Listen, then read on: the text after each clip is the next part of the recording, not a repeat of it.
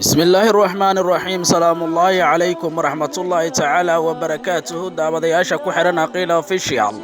kusoo dhawaada maanta qiso cajiib ah oo naadin sido koor intaan barnaamijka guda galin waxaan idinka codsanayaa inaad subscribe saartaan like iyo share kana aad ku qabataan si ay dhiirigelin inagu noqoto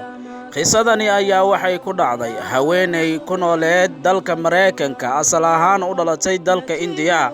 haweeneydan ayaa waxa ay safar dheer oo muddo qaatay isla markaana dhan 297 maalmood ay ku aaday xagga dayaxa haweeneyda ayaa dayaxa markay tagtay waxa ay weynaysa ku soo fiirisay dhulka waxayna sheegtay inuu madow ahaa marka laga reebo laba magaalo oo ku yaala gudaha Sacuudiga kuwaas oo kala ah magaalada Makka iyo Madiina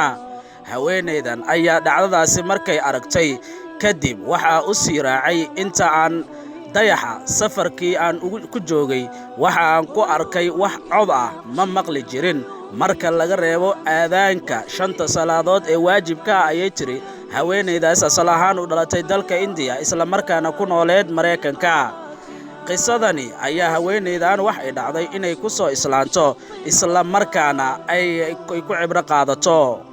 guud ahaan intaas ayaan ku soo gabagabeynaynaa barnaamijkeena maanta in kan midkiisa xiga aynu ku kulmi doono sida iyo nabadino nooli kulanti dambe oo xiiso leh